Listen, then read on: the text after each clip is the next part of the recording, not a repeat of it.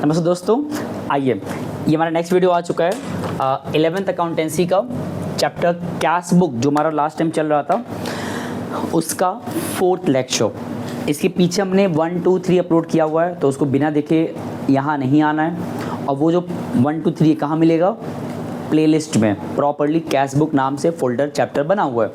और हम लोग ने उसमें बहुत सी बातें किया हुआ है, सवाल भी लगाया हुआ है। तो हम लोग चीज़ों को आगे प्रोसीड करते हैं बिना ज़्यादा उसमें बेस पे बात किए बिना, क्योंकि हम लोग ऑलरेडी बात की है। तो हम ये मान के चलें, एक बच्चा 1 2 3 देखा है, फिर यहाँ पे आ रहा है। अब पहले 1 2 3 में क्या पढ़ा है, एक छोटा सा ब्रीफ। 1 में हमने सिर्फ इतना पढ़ा पहले वाले लेक्चर में, दैट इज़ कि इफ़ अगर हमें अपने ट्रांजेक्शन्स को रिकॉर्ड करना है डायरेक्टली, कौन से ट्रांजेक्शन्स को जिसमें कि कैश की बात हुआ है या बैंक की बात हुआ है, तो हम उसको बना सकते हैं, कैश बुक में पोस्ट कर सकते हैं डायरेक्टली भी। बस कंडीशन क्या है, या तो सिंगल कॉलम फॉर्म में या डबल कॉलम फॉर्म में। कि ट्रांजैक्शन जब होता है बिजनेस के अंदर, पैसे का लेन देन होता है, तो उसमें क्या होता है, आइदर पैसा आया होगा कैश फॉर्म में या बैंक में आया होगा, या पैसा पेमेंट किया गया होगा, कैश गया होगा, बैंक पेमेंट किया गया होगा। ये 2-3 पॉसिबिलिटीज़ हैं। तो हमने बेसिकली इसके पीछे 1 2 3 लेक्चर में कैश बुक का सिंगल कॉलम, कैश बुक में बैंक और कैश का डबल कॉलम, हमने इतना पढ़ा। बट होता क्या, आमतौर पे जब किताब देखोगे ना तुम लोग, तो उसमें देखोगे टैक्स वाला पार्ट भी जोड़ के आता है। अब इस टैक्स वाले पार्ट को तुम लोगों को डिटेल में बताना मुझे अभी कोई नीड नहीं है, वो मेरे फ्यूचर में आने वाला है, आगे चल के आएगा। बट इस चैप्टर के कॉन्टेक्स्ट में हमें जितनी बातें पता होना चाहिए रिगार्डिंग द टैक्स को लेकर के, वो भी कौन सा टैक्स, GST, फुल फॉर्म क्या इसका, गुड्स एंड सर्विस टैक्स, जो किस पे इम्पोज होता है, गुड्स एंड सर्विसेज पे। और ये जो टैक्स है, ये टैक्स हमारा किस टाइप का होता है, इनडायरेक्ट टैक्स, जो कि उसमें ऐसा होता है ना कि भाई हम पे करते हैं अल्टीमेटली, बट हमसे पहले कौन पे कर चुका होता है, प्रोड्यूसर या सेलर। फॉर एग्जाम्पल होता नहीं है कि एक दुकानदार है, वो बेचने से पहले एक सामान खरीदता है, और जब परचेज करता है तो वो टैक्स पहले पे कर देता है मैन्युफैक्चरर को, ठीक है। फिर वो जो टैक्स पे किया सेलर ने परचेज के दौरान, वो अपने उस टैक्स को रिकवर करता है कस्टमर को, सामान वो सेल करेगा तो उनसे मांग करके। मतलब वो ऐसे रहा है ना कि अल्टीमेटली जो टैक्स का अमाउंट है वो गवर्नमेंट ही पा रहा है, बट वो पहले किससे पाया, मैन्युफैक्चरर से, फिर किससे पाया, सेलर से, और फिर सेलर किससे पा रहा है, कस्टमर से। तो एट द एंड टैक्स का अमाउंट हम ही लोग पे करते हैं, जो कंज्यूम करता है वही पे करता है, और मिलता गवर्नमेंट को ही है। जो बीच में हम लोग ये जो टैक्स शिफ्टमेंट हो रहा है, टैक्स का शिफ्टमेंट, ये बेसिकली इनडायरेक्ट टैक्स कहलाता है। बट हमें इतना डीप इसमें नहीं जाना है, सिर्फ इतना जान जाओ कि जो टैक्स का कंडीशन होता है, जिसको हम GST यहाँ पढ़ने वाले हैं, ये इम्पोज होता है 2 तरीके से। पहली चीज़, या तो वो जो टैक्स का स्ट्रक्चर है वो इम्पोज हो रहा होगा बिटवीन द स्टेट्स, या दूसरा विद इन द स्टेट्स, मतलब एक स्टेट के विद इन में या बिटवीन द स्टेट्स, 2 स्टेट के बीच में। लाइक यूपी के अंदर ही सामान को खरीदा है, बेचा जा रहा है, तो उसको बोलेंगे with in the state. UP Bihar के बीच में, यूपी दिल्ली के बीच में, यूपी महाराष्ट्र के बीच में सामान को परचेज और सेल किया जा रहा है, तो वो होता है बिटवीन द स्टेट्स। अब होता क्या है कि जो टैक्स का नेमिंग है, GST का जो नेमिंग है, उसके बहुत टाइप्स होते हैं। जब भी हम बात करते हैं विद इन द स्टेट्स, तो वहाँ 2 टैक्स आएंगे, उसका नाम क्या क्या है, CGST प्लस SGST। इसका फुल फॉर्म क्या है, central goods and service tax, state goods and service tax. ये कौन लेता है, सेंट्रल गवर्नमेंट। ये कौन लेता है, स्टेट गवर्नमेंट। ये कब होता है, जब गुड्स का आदान प्रदान, मतलब ट्रेडिंग कैसा हो रहा हो, विद इन में। बट जब हम बात करते हैं बिटवीन द स्टेट्स, तो यहाँ जो टैक्स लगता है उसका नाम क्या है, IGST। इसका फुल फॉर्म क्या है, इंटीग्रेटेड गुड्स एंड सर्विस। और ये कोई टैक्स का डिवीज़न हुआ है, सिर्फ कोई बहुत हमारी यूनिकनेस नहीं कर दिया गया। जैसे मान लो यहाँ पे टैक्स लग रहा है 4% GST का, CGST का, यहाँ लग रहा है 4%, दोनों सेम ही होता है। तो इन दोनों को ऐड करके ही हमारा क्या बनता है, IGST। तो IGST कितना परसेंटेज हो गया, 8%। इसका उल्टा भी है, अगर मान लो ये तुम्हारा है फॉर एग्जांपल 10%, तो बाय डिफ़ॉल्ट ये कितना हो जाएगा, उसका इक्वल कितना आएगा, 5 + 5%। ये मान लो तुम्हारा है 5%, सेम चीज डिफरेंट आंसर, तो ये कितना आएगा, हाँ बिल्कुल 2.5 2.5। बस फ़र्क इतना नहीं इसमें, GST किसको जा रहा है, वो भी तो स्टेट और नहीं कंडीशन वही बोलने जा रहे थे हम। ये जाता है डायरेक्टली पहले सेंट्रल गवर्नमेंट पास, सेंट्रल गवर्नमेंट, फिर गवर्नमेंट उसमें से डिवीज़न करके उस रिस्पेक्टिव स्टेट को प्रोवाइड करता है जितना उनके हिस्से का है। अब हम लोग को दोबारा कह रहे हैं, बहुत डीप नहीं जाना है, सिर्फ इतना जानो कि स्टेट्स टैक्स का इस तरह डिवीज़न है। ओके, अब इसमें एक बात और जान लो, आमतौर पे क्या होता है, ये जो GST है इसका 2 अप्रोच है। या तो जो टैक्स है जिसको तुम C कहो, S कहो, I कहो, डजेंट मैटर, मतलब जो इसके 2-3 टाइप्स हैं, CGST, SGST एंड IGST। तुम जिसकी बात करो कोई फ़र्क नहीं पड़ता। या तो ये जो टैक्स है ये पे किया गया होगा, पेमेंट किया गया होगा, दूसरा रिसीव किया गया होगा। ये 2 ऑप्शन हमारे पास सिर्फ हैं टैक्स के केस में, या तो टैक्स पे किया गया है या रिसीव किया गया है। अब पता है पे कौन करता है, पे करता है बेसिकली नॉट कंज्यूमर। बात हो रहा है पहले पेमेंट कौन कर रहा है। देखो, जब भी कोई सेलर गुड्स को परचेज करता है, क्या करता है, तो एट दैट टाइम वो टैक्स को पे करता है, ठीक। लेकिन जब वही सेलर गुड्स को सेल करता है, बेचता है, देखो सेलर मतलब फर्म की बात हो रही है, दुकानदार की बात हो रही है, तो अगर वो सेलर परचेज कर रहा है, और किन से परचेज कर रहा होगा, अपने सप्लायर से या मैन्युफैक्चरर से, जब खरीद रहा होगा तो एट दैट टाइम ही has to pay the tax amount to the manufacturer, बिना उसके टैक्स उनको सामान मिलेगा नहीं। सिमिलरली जब भी वो सेलर गुड्स को सेल कर रहा होगा, बेच रहा होगा, eight that time he will receive the tax from the customer। तो ना भूलने पाओ, और लिख दे रहे हम यहाँ, जो पेमेंट है ये किसको होता है, टू द मैन्युफैक्चरर, और जो यहाँ पेमेंट रिसीव हो रहा है ये किसको हो रहा है, फ्रॉम द कस्टमर। बट मेरी बात पता है मेन चीज़ क्या, ये नहीं था। अब इसके बाद का हमारा जो पॉइंट है वो बहुत काम का है। वो क्या है, जब भी हम पे करते हैं टैक्स तो लगता है फॉर अ वाइल की एक्सपेंस है। अगर एक सेलर, दुकानदार टैक्स पे कर रहा है गुड्स को परचेज करते वक्त, गुड्स को या सर्विस को परचेज करते वक्त, गुड्स एंड सर्विसेज अगर हमने परचेज किया मार्केट से, अपने सप्लायर से, मैन्युफैक्चरर से, एट दैट टाइम हम टैक्स पे कर रहे हैं, तो फॉर इंस्टेंट हमारे माइंड क्या लगता है, it was expense for us. But ऐसा नहीं है। ये टैक्स जो हम पे कर रहे हैं एज अ दुकानदार अगर है, सेलर है, जो हम टैक्स पे कर रहे हैं ये अभी एक्सपेंस लग रहा है इस मोमेंट पे, बट एट द एंड यही जो तुम पे कियो टैक्स का अमाउंट, गुड्स का अमाउंट प्लस टैक्स का अमाउंट, तो बात आ रहा है टैक्स के अमाउंट का, जो तुमने टैक्स का अमाउंट पे किया होगा, क्या वही टैक्स का अमाउंट तुम आगे चल के अपने कस्टमर से रिकवर करोगे, हाँ ना। तो कैन वी से ये जो टैक्स पे किया गया है ये वाला, ये एक्चुअली उस सेलर के लिए क्या है, एसेट्स, हाँ है ना, क्योंकि तुमने पे किया है ना, तो तुम पैसा आज नहीं तो कल रिकवर कर लोगे।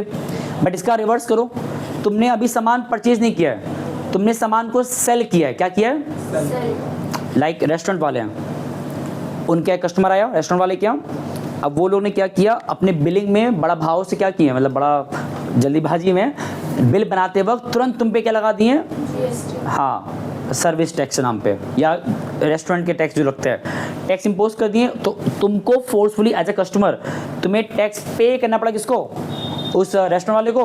अब तुम्हें ये फील हो रहा हो भाई क्या रहा, तो बड़ा बेकार है, हम टैक्स पे कर दिए और कौन कमा लिया, बट ऐसा नहीं है। वो अपने पास उस रुपए का 1 रुपए तक अपने पास नहीं रख सकते हैं, उनको इंस्टेंट वो सारा पैसा जो भी गवर्नमेंट के हक का है उसमें से रिटर्न किसको करना पड़ेगा। मतलब एक तरह से if you are receiving the tax, that receiving is not actually assets for you. Basically जब तुम टैक्स रिसीव करते हो अपने कस्टमर से, वो तुम्हारे लिए क्या एक तरीके से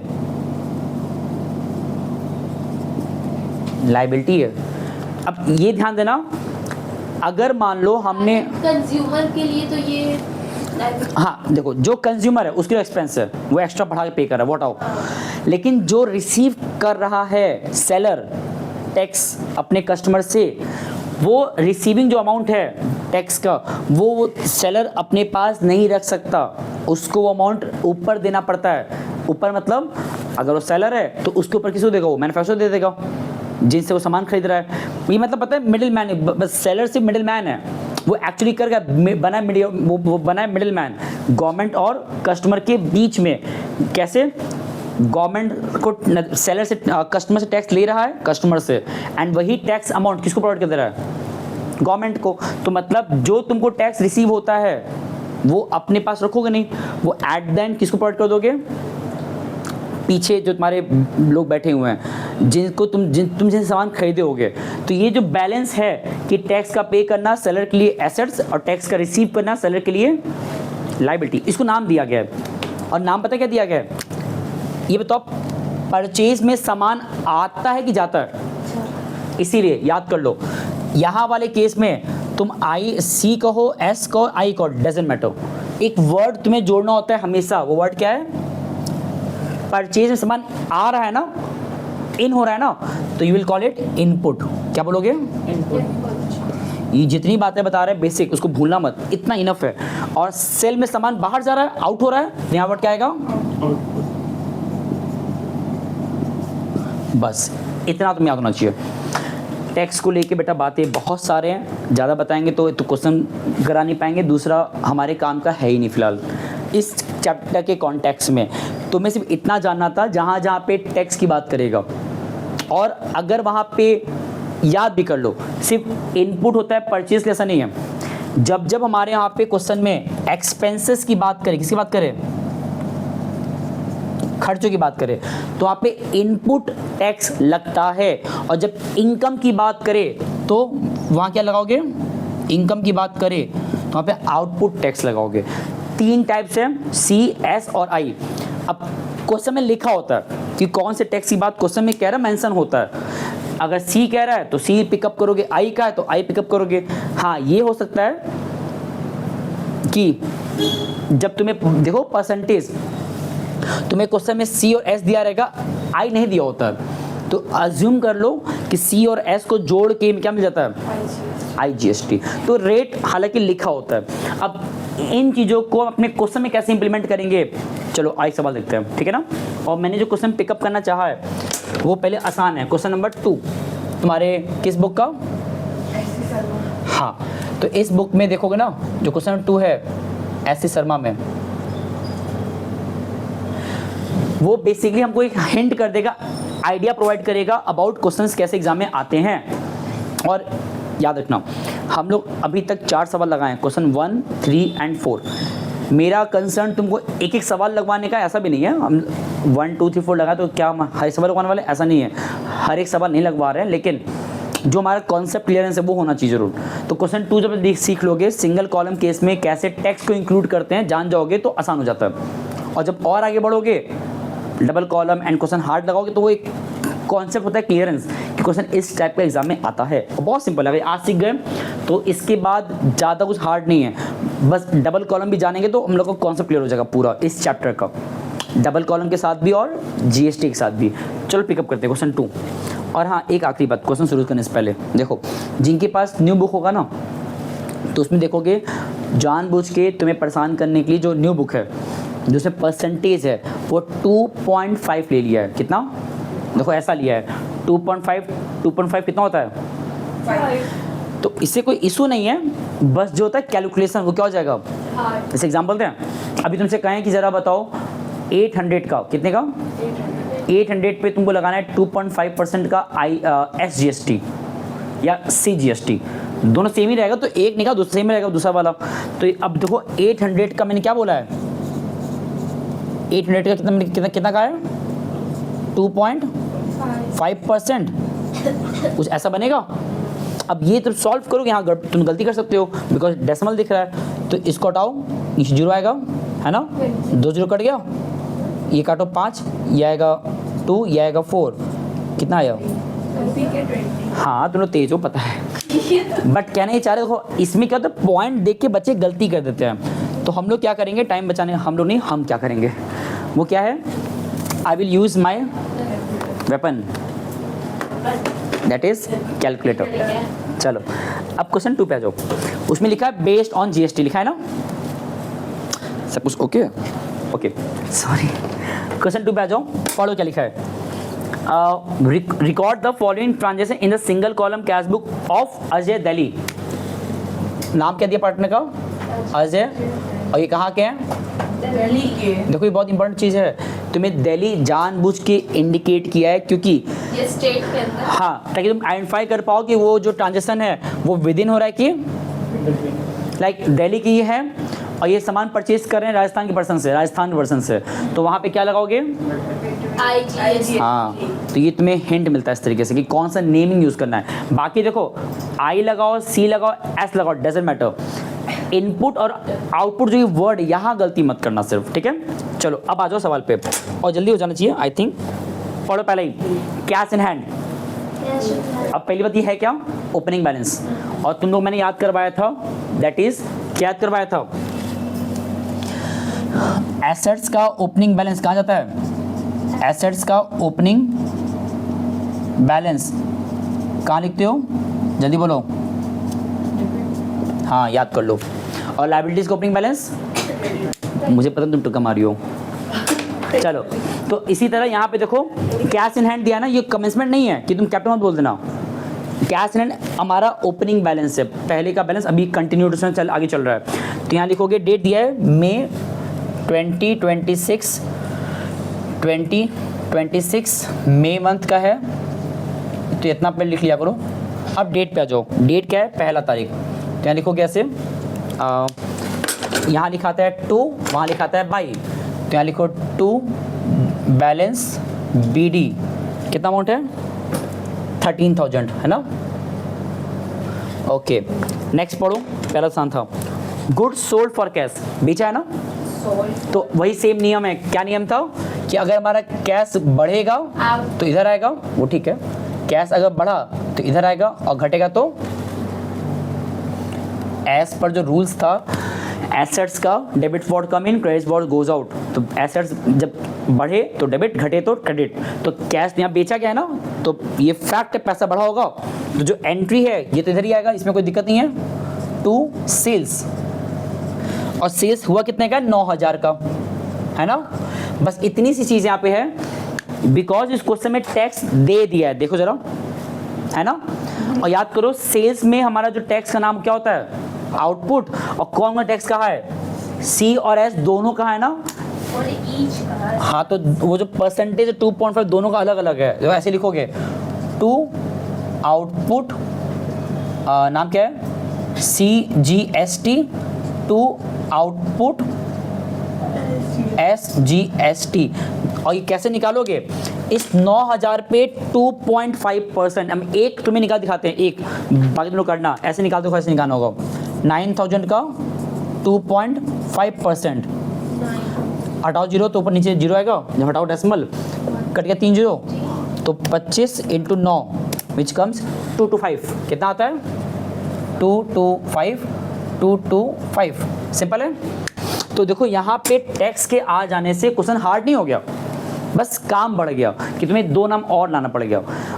आउटपुट क्यों ला रहे हैं, बेचा गया है, इनकम हो रहा है, तो ये आउटपुट वर्ड इंडिकेशन है। C और S क्वेश्चन में कहा था, आई नहीं कहा है तो मत लिखना, जबरी मत कर देना आई, ठीक है ना। नेक्स्ट पढ़ो क्या है, bought goods for cash, purchase की बात कर रहे हैं, पैसा घटा होगा, इधर आएगा, तो कैसे लिखोगे यहाँ पे, बाई परचेज, इनपुट, हाँ हाँ, CGST एंड SGST, तो लिखो कैसे, by input CGST, by input SGST, कितना अमाउंट है इसका परचेज का, 6,000 ईच, तो उस 6,000 पे निकालो 2.5%, अब हम डायरेक्टली कर रहे हैं 6,000 पे 2.5%, दैट कम्स 150, बोलो 150, आई होप लोग सॉल्व कर लोगे ना, ठीक है। तो ये तो आसान था। नेक्स्ट पढ़ो, पेड सैलरी, सैलरी पे करने से पैसा घटता है बढ़ता है, घटता है, तो इधर आएगा, 8 तारीख से बाई सैलरी। ये सब हमने क्वेश्चन नंबर 1, 3, 4 में किया है, यहाँ पे कोई मैं नया नहीं कर रहे हैं। तो इसीलिए हम कह रहे हैं जो बच्चे पहली बार देखने आ रहे हैं उनको जरूर से ऊपर के 3 पार्ट देखने हैं, फिर यहाँ पे पहुँचना है। तो बाई सैलरी कितना है? 3000। ये सिंपल है। नेक्स्ट पढ़ो। Deposit, cash deposited in the bank, पैसा हमने जमा किया बैंक में, तो क्या ये बताओ, जब जमा करेंगे तो इसका जनरेटर क्या बनेगा? Cash deposited in the bank, generator क्या बनेगा इसका? To bank, cash to bank, जमा हुआ है बैंक में, क्या बढ़ेगा? बैंक बढ़ेगा, तो एंट्री क्या हो जाएगा? Bank account debited, to cash account. अब पैसा घट गया होगा तो टू कैश अकाउंट कितना अमाउंट है? 5000 है ना। अच्छा बात सुनो, ये बताओ, इसमें ध्यान देना कि ये डबल कॉलम नहीं है, तो कॉन्ट्रेंट नहीं बनने वाला है ना। और बना किसका रहे हो? Only cash book. तो क्या पता तरीका क्या होता है? कैश को रिमूव कर दो, और रिमूव करने पर जो बचा बैंक, बैंक कहाँ लिखा हुआ है? डेबिट तो ऊपर कहाँ जाएगा? क्रेडिट। बस। तो ऐसे लिखो तारीख है इसका 11, यहाँ लिखोगे बाई बैंक अकाउंट, कितना अमाउंट है? सिंपल है। कॉन्ट्रेंट होता तो यहाँ भी पोस्टिंग होता, टू कैश अमाउंट बैंक में, बट यहाँ तो सिंपल सिंगल कॉलम था तो एक ही जगह गया। 13 पढ़ो।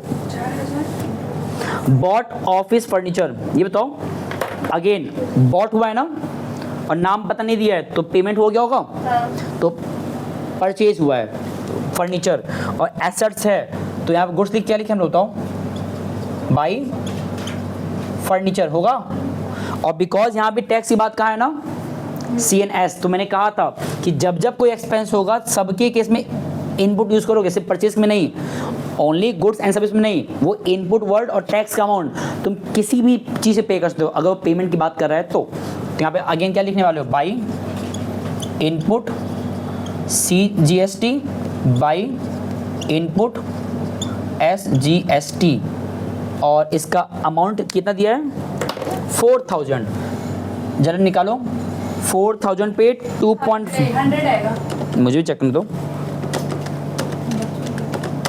दैट कम्स 100, तो लिखो 100 और 100।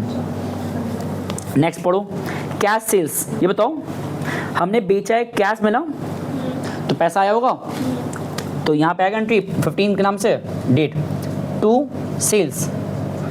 बट ये थोड़ा ध्यान देना, थोड़ा कंडीशन लिख दिया है, हमने बेचा है ठीक है 20,000 का सामान, बट उसमें ये कह रहा है कि out of which 12,000 are banked on October 16, मतलब अगले दिन हम जमा कर रहे हैं पैसा, मतलब हमारे पास पैसा आया होगा 20,000 रुपया, बट उस पूरे 20,000 में से हमने 12,000 जमा किया अगले दिन, तो हमने कितना अपने पास कैश रख लिया? अगले दिन की एंट्री में जाएगा। सुनो, आउट ऑफ 20,000 हमने 12,000 को जमा किया अगले दिन बैंक में, कितना अपने पास रख लिया कैश फॉर्म में?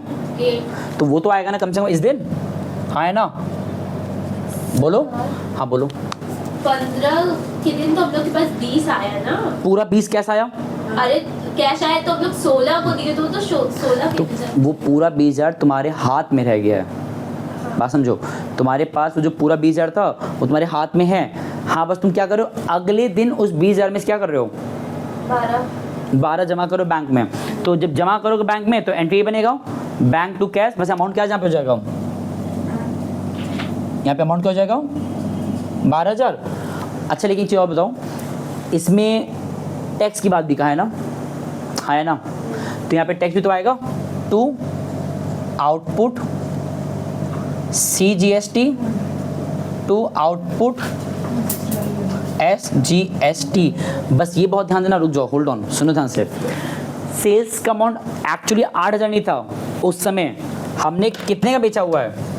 हमने सेल आउट किया है 20,000 सामान ना, हाँ ये बात अलग है, उस 20,000 में से हमने 12,000 अपने पास जो पैसा था वो अगले दिन कहाँ भेज दिया? बैंक में। तो तुम चाहो तो उसको कुछ इस प्रकार भी कर सकते हो, दैट अभी दिखाओ 20,000 पूरा, जो मैंने 8 लिख दिया है, 8,000, कन्फ्यूजन ना होने पाए तो ऐसे कर सकते हो कि भाई या कन्फ्यूजन ना ही हो, कराई देखिए उस तरीके से ज़्यादा अच्छा रहेगा, क्योंकि तुम लोग फिर कन्फ्यूज हो जाओगे। इसको रब करो,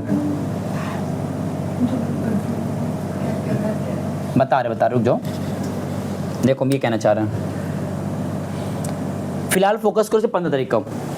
हमने उस दिन कितने में सेलेक्ट किया है, और उस 20,000 का निकालो जरा, वो क्या कहते हैं 2.5% कितना आता है, 500 का टैक्स लगा उस पर फटाक से पहले। अब क्या हो रहा है कि 16 को हम क्या कर रहे हैं, उस 20,000 में से 12,000 कहाँ जमा कर दिए हैं, और बिकॉज सिंगल कॉलम है तो कैश काटो, बिकॉज कैश का बना रहे हो, ये बैंक डेबिट में कहाँ जाएगा, तो यहाँ लिखो 16 को बाई बैंक, और कितना जमा हुआ है 12,000। ये भी तरीका ठीक है क्या, क्यों कॉन्ट्रेंट बनेगा। चलो आगे बढ़े, नेक्स्ट पढ़ो क्या लिखा है। एक चीज़ को हम ये सोच रहे हैं, मुझे पता है कैसे लग रहा है, देखो हमारे पास एट द एंड जो पैसा था टू सेल्स, हम जो 20,000 लिख रहे हैं ना, मुझे ऐसा क्यों लग रहा है कि मुझे 8,000 लिखना चाहिए, आप सोच रहे हैं, लेकिन पॉइंट ये है कि आप सेल्स कर रहे हैं तो आप जितना बेचे उतनी का देंगे ना, कि अगर कहीं और रख देंगे तो वो सेल्स में थोड़ी मैटर करेगा कि आप उसके बाद पैसे का क्या करते हैं। देखो जिस दिन हमने बेचा तो हमारे पास इतना पैसा आ गया, ये वैलिड है अगर नॉर्मल देखा जाए। फिर अगले दिन हम अगर उस रेस्पेक्टिव 20,000 में से 12,000 निकाल दिए और कहाँ जमा कर दिए अगले दिन, वो भी वैलिड है। तो फिलहाल कंटिन्यू करते हैं, आंसर आना चाहिए। चलो कोई दिक्कत नहीं है, देखते हैं। 19 पढ़ो क्या लिखा है, बॉट गुड्स फ्रॉम सोहन, जिस पे टैक्स दिया ईच। अब देखो एक गड़बड़ है, यहाँ कहाँ लिखा है कि बॉट गुड्स फ्रॉम सोहन ने कैश कुछ लिखा है, और नाम दे दिया है। तो मैंने कहा था जब भी नाम दे दे और कैश की बात ना करे तो क्या होता है ये, तो यहाँ चाहो तो लिख लो अपने अंडरस्टैंडिंग के लिए। कौन सा डेट है ये 19, तो यहाँ लिखो दैट जो 19 का डेट है, 19 वाला जो डेट है 19 मई का, वो एक्चुअली हमारा क्रेडिट परचेज है ना। तो इसकी बात यहाँ पे नहीं करेंगे। नेक्स्ट पढ़ो, withdraw cash from bank for office use. ये बताओ अगर हम पैसा विड्रॉ करते हैं बैंक से हमारे पास, और ऑफिस उसका है नॉट पर्सनल यूज़, तो जब ऑफिस यूज़ का है तो कैश वर्ड यूज़ करते हैं, नहीं, जब भी हम पैसा निकालते हैं बैंक से ऑफिस यूज़ के लिए तो उसको कैश वर्ड बोलते हैं। और हमारे पास आ क्या रहा है, कैश। तो जब एंट्री बनाओगे इसका, पता है इसका एंट्री क्या बनेगा, कैश अकाउंट डेबिटेड टू, पैसा घट कहाँ से रहा है, और कितना अमाउंट है 2,500 लिखा है ना। अब ये जो एंट्री मैंने बनाया ये तब है जब ऑफिस यूज़ कहा था, अगर पर्सनल यूज़ कहा होता तो ड्राइंग डेबिटेड टू बैंक लिखे होते। इतना क्लियर है। अच्छा अब इसका देखो यहाँ पे कैश दिख रहा है ना, तो ये इसमें पोस्ट होगा, कैसे होगा, कैश को हाइड कर दो तो बैंक कहाँ लिखा हुआ है, क्रेडिट, तो कहाँ पे आएगा, तो 21 का डेट यहाँ लिखो टू बैंक, कितना अमाउंट है, वेरी गुड। नेक्स्ट पढ़ो, paid Sohan in full settlement office account 5200। Sohan को पे किया जा रहा है, तो पहले तो मुझे पता ही नहीं कि सोहन को पे कितना करना था। सोहन को एक्चुअली कितना पे करना था नहीं पता, अमाउंट दिया है 5200 ठीक है, बट कितना पे करना था पता है क्या, बट उसमें टैक्स भी तो रहा होगा, बट कोई मतलब नहीं है, टैक्स इसमें आता, सॉरी डिस्काउंट इसमें आता नहीं है, तो जितना पेमेंट का है उतना पेमेंट दिखाते हैं। तो डेट क्या इसका 23, तो कोई फर्क नहीं पड़ता, डिस्काउंट से मतलब ही क्या है, तुम्हें जनरेटरी कहाँ बनाना है वो छोड़ो। अगर देखा जाए तुम्हारी बात मानी लें, ये बताओ इधर तो अच्छा 5,000 ऊपर हमारा परचेज अमाउंट था ना, उस पर निकालो कितना परसेंटेज था 2.5 का, तो 5,000 2.5 125 का रुको बता रहे हैं, और प्लस 125 विच कम्स कितना हो जाएगा ये 5250 5250 आएगा ना। तो एक्चुअली सोहन अगर हमने परचेज किया सोहन से, तो फर्म सोहन को इतना पे करने वाला था, कितना, और 5,400 क्यों पे करेगा, वही बात। तुम्हारे पास ओल्ड बुक है, हाँ? न्यू बुक में 5200 लिखा है। 5400। अरे तो कोई बात नहीं, उसमें परसेंटेज 6% दिया है। मैंने पहले कहा था ना कि बस इतना ही फ्लक्चुएट किया है न्यू और ओल्ड बुक में, 6% की जगह पे 2.5% कर दिया है, तो कोई इशू नहीं है। लिसन, इतने में इतना टैक्स लगा दिए, कितना अमाउंट पहुंच गया। अब क्वेश्चन में कह रहा है हम इतने में से कितना पे करूँगा सिर्फ, 5400। तो जो 50 रुपीज़ हम कम पे किए हैं दैट इज डिस्काउंट। क्या तुम लोग कह रहे हो जो तुम लोग, में 5400। हाँ तो वहाँ पे 6% भी है, तो वहाँ जो लिखा 125 वो कुछ अलग आएगा। जरा बताओ 5000 का 6% कितना होता है, दैट कम 300 तुम्हारे हिसाब से, तो 300 कितना 600 हो गया ना, तो 5600 हो गया। 5600 पे करना था, 5400 पे किए, 5400, तुम्हारा डिस्काउंट 200 रुपये का मिला। तो वो तुम्हारा जब तुम अपने बुक करोगे तुम्हारा उतना लिखो, बट यहाँ पे कितना पे करना है सिर्फ, और डिस्काउंट यहाँ पे शो नहीं करना है। तो जितना पेमेंट हुआ है दिखा दो, यहाँ पे तो लिखो बाई सोहन पे हुआ है ना, और कितना पे हुआ है 5200, सिंपल है ना। आगे बढ़ो next, Amit paid by cheque, ये इसमें आएगा हाँ है ना, सोच बताओ। बाई चेक नहीं हाँ आएगा। क्यों नहीं आएगा, क्योंकि बैंक का कॉलम डबल कॉलम है ही नहीं है। और यहाँ कैश की बात करें सब ना, तो हम लोग क्या करेंगे यहाँ पे, बिकॉज हमारा ट्रांजेक्शन बैंक से रिलेटेड है, तो इसमें वो मतलब क्रेडिट भी नहीं आएगा और बैंक वाला भी नहीं आएगा, बिकॉज डबल कॉलम नहीं बना रहे हो, कैश के बना रहे हो सिर्फ, तो इसको इग्नोर करो। नेक्स्ट पढ़ो 27वां second last, paid carriage and rent, तो पे करो, और उसमें टैक्स जोड़ा हुआ है ना, तो ठीक है। कितना का है, कैरेज रेंट देखो पहले तो पेमेंट का है ना, एक एक करके, पेड कैरेज का है, तो यहाँ लिखो बाई कैरेज, कितना पेमेंट का है, 500। और रेंट कितना कह रहा है, 800। तो बाई अलग अलग करें क्या, अलग अलग अलग अलग ज़्यादा सही रहेगा। रेंट कितना है 800, और इन दोनों पे में क्या कह रहा है 2.5% का टैक्स लगाने के लिए ना, तो लगा पे by input CGST by input SGST, यहाँ भी लगेगा by input CGST by input SGST। जरा निकालो 500 पे 12.5। लेट मी चेक, 500 पे 2.5% कितना आता है पक्का, चलो 12.5 आ रहा है, नहीं भरोसा करेंगे, करना इंटू 2.5 अपॉन में 100, हाँ सही है 12.5 आ रहा है, तो 12.5 नीचे कितना आएगा 20 आएगा। 20 एंड 20, ठीक है। इसमें एक और चीज़ का है लाइफ इंश्योरेंस प्रीमियम, ये क्या होता है ड्राइंग, क्योंकि लाइफ मतलब ओनर के पर्सनल एक्सपेंस है, तो यहाँ पे क्या आएगा बाई ड्राइंग, कितना अमाउंट है 600। चलो ये तो आसान था।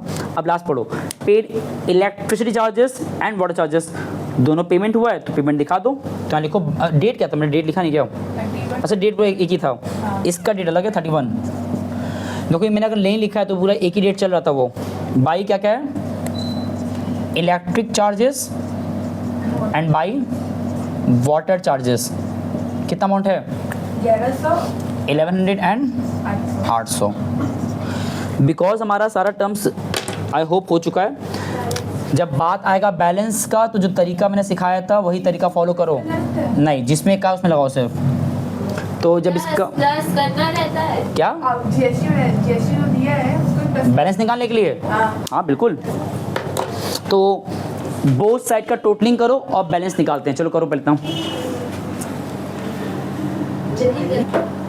चलो देखो बेटा हम लोग ने 2 मिनट का मंथन किया आपस में, है ना, और we have come to the conclusion that एक एरर हुआ। देखो जो हमारा था 27 ट्रांजेक्शन, वहाँ पढ़ो पेड कैरेज का था 500, फिर कॉमा लगाए, मतलब ये बात खत्म यहाँ पे हो गया था। तो कैरेज पेड टैक्स की बात नहीं कहा था ना, तो जो मैंने इम्पोज किया टैक्स 12.5, ये हमको नहीं करना था यहाँ पे, ठीक है। और दूसरी चीज़ उसके बाद लिखा था कि रेंट पे हमारा 800 पे टैक्स लगाना था, तो वो सही निकाले हैं। रेंट कैरेज पे सिर्फ नॉर्मल रहेगा। अब जब टोटलिंग करोगे तो ये जो मैंने लिखा है 65 ये 40 आएगा। तो मैंने दोनों साइड का टोटलिंग कर दिया। अब जो गैप देखोगे पहले बड़ा कौन है, ये वाला, तो उस गैप को लिख दो अंदर, इसका अधिकार है अंदर जाने का। यहाँ पे लिखो 4 5 9 5 0। अब जो इसमें गैप दिख रहा है इन दोनों के बीच में, that will be called as your balancing figure by balance C D as a, और जब माइनस इन दोनों करोगे minus, that will come to your answer 6 4 1 0। देखो ये क्वेश्चन है बड़ा सिंपल, बस ये ध्यान देना जो मैं टैक्स वाली बात बताया था तुम्हें बहुत तुम्हें डीप नहीं जाना है। एक बेसिक लेवल पे यहाँ टैक्स जो लगेगा आउटपुट, वहाँ लगेगा इनपुट, ICS सब क्वेश्चन में मेंशन रहता है, बहुत में दिमाग खपाना नहीं है। बाकी जो मैंने सवाल पिकअप किया सिंगल कॉलम पे था, जहाँ मैंने कुछ इग्नोर भी किया है, बैंक ट्रांजेक्शन्स को एंड तमाम चीज़ों को, जहाँ पे डबल कॉलम बन सकता था कॉन्ट्रा एंट्री, वो मैंने इग्नोर किया था क्योंकि सिंगल कॉलम था। कल पिकअप करेंगे एक हार्ड सवाल जो डबल कॉलम पे रहेगा। अभी तक हमने 4 सवाल लगा लिया है, 3 1 2 3 4। कल एक क्वेश्चन और हार्ड लगाएंगे, ठीक है? तो प्रैक्टिस करो। और चैप्टर का धीरे धीरे समापन होने वाला है कॉन्सेप्ट के लेवल पे, ठीक है? बाकी हम लोग जल्द मिलने वाले हैं माइक्रो के केस में भी, chapter demand after consumer equilibrium, तो वहाँ के तैयार रहो, ठीक है ना? चलो स्टार्ट बेटा, मिलते हैं नेक्स्ट क्लास में। थैंक यू सो मच, नमस्ते और धन्यवाद।